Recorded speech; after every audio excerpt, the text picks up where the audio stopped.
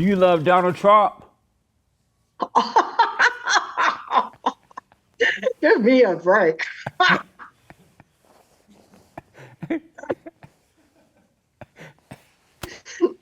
Do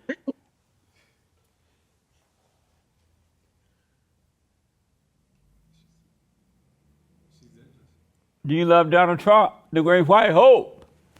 No. I told you I laughed my head off when you said that. You don't love the great white hope? Does God love the great white hope, Donald Trump? I can't speak for God. Who knows?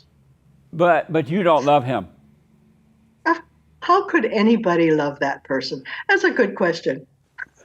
Because he's a son of God. He put the country first. He sacrificed a lot. I'm not going to discuss this with you, Jesse. I am here to talk with you about how we can make our lives better through state legislative action, because we can. Amazing. And I don't think what you want to talk about is what I want to talk about. We have a truckload of illegal aliens coming into our country from around the world. Should we put a wall up around the country? You can put a wall up, but it won't make a difference. People will still come here. Should we put a wall up? I think it's a waste of your effort and money, personally. So you think that a wall will not deter the illegals from coming in that way? Nope. Really? Should Israel have a wall around this country? I think they made a mistake when they went there. Mm-hmm. Again, I'm not here to discuss world events or national events.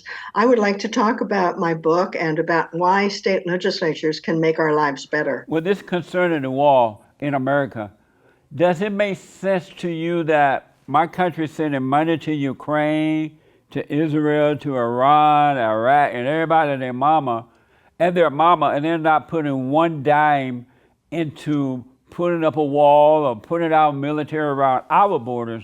They seem not to care about the American people at all. Is that the right thing to do? Jesse, I told you, I'm not talking about national issues. Don't talk about right here at home. Issues. I'm not talking about those issues. I'm talking about what state legislatures can do. And state legislatures have no authority over foreign or immigration or foreign aid or any of the international issues you're talking about. So if you don't want to talk about state legislatures, let's not talk anymore. Meaning that, I'm black and I'm slow, so I think I just caught on what you're saying. You're saying that state legislatures should not be concerned about the illegals coming in and whether a wall go up or not, and not be concerned about its citizens in the state. We are concerned about the people who are in our state residents. Yes, absolutely. But it is not our job to enforce international boundaries. That's unfortunately, that's up to Congress, and Congress doesn't seem to be able to do anything right now because they're so divided. But if they could get to some kind of a place where they could act, immigration reform should be one of the first things they could do. Are you for defunding the police? Heavens, no. Mm-mm. And actually, that's one of the issues that we do deal with in our state legislatures are issues of criminal justice. Oh, you do deal with it? Are you trying to get funding for the police there in your state and bring them back? Yes. And what do you think about the fact that our government do not enforce the law anymore? They just don't do it. And they're allowing a criminal in your state, my state here in California, to just go wild and rob and steal and kill and all kind of stuff. But if a citizen screw it up... I do think ever since the pandemic, there's been a kind of outlaw culture going on in our country. I notice this just by driving on the freeway, where people are driving like maniacs, aggressively, cutting you off, tailgating you, and even random violence from cars on the freeway. It's like an outlaw country in some ways. A few people just think rules and laws don't apply to them, and they're making it bad for all of us. And we need to make sure that we have the rule of law and we have safety and public safety in place. And are you for no bail bond? I'm sorry? You know how they have no bail bond now? If a person commit a crime, they don't have to go to jail, or they'll get out without having to put up a bond, pay any money. Yeah, I don't work on that issue, so I'm not familiar with what you're talking about.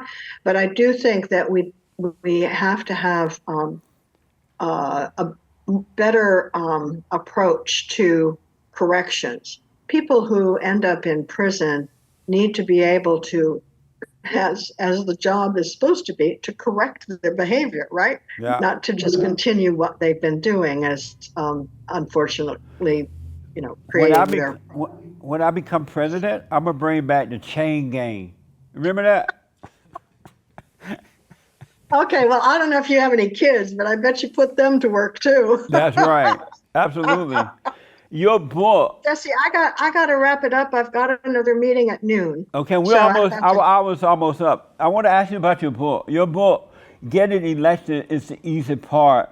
How did you come up with that title, and why?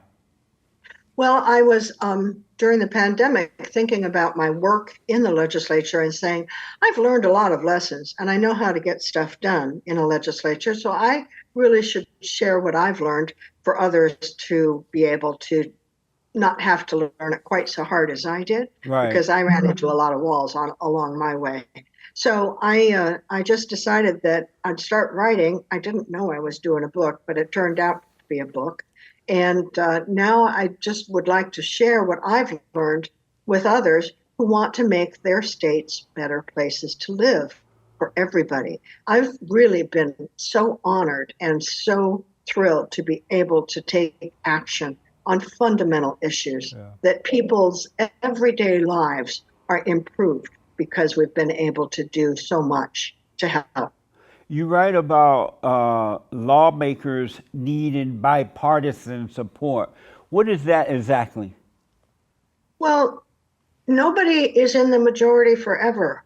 I've been, in my time in the legislature, I've been in the minority 2 times, I've been in the majority 3 times.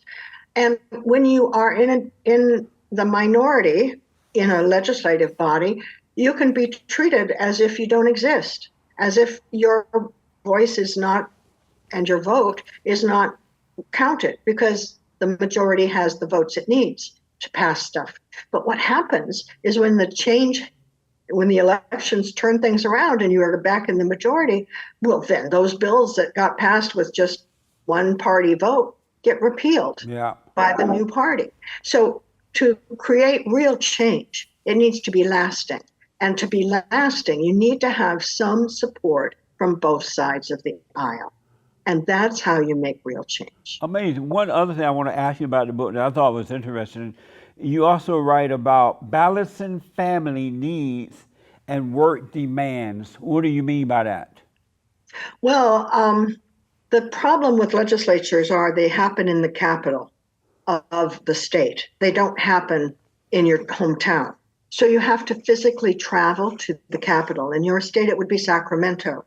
And you can't necessarily get from Los Angeles to Sacramento and back to Los Angeles every day that you're in the session. So you need to have a support network with your own family, with friends, with whatever you can put together to make sure that your family has the attention and care it needs when you can't be there. You're in session on the floor of the chamber in Sacramento. Amazing. And you also write about lobbyists. Is lobbyist a good thing or bad thing? You know, especially in a state like California, which has term limits, and so people don't get a lot of experience. The lobbyists are the real legislators in many cases because they are permanent. They don't ever go home and they never get unelected. So they stay there and learn how to make things happen for their clients, and often are successful at getting that done. That's how they get paid, by making things happen for their clients. Now, some of their clients are fine and some of their clients are not, but they are for hire and work for a paycheck, and they do their job as well as they can. But they know the ins and outs of how to move legislation and budgets better than the lawmakers do because they are term limited and they're just there for a couple of years. I noticed that over the years that the lobbyists and the representatives are in bed together, and it become more about the money than it is about the people that they're supposed to represent.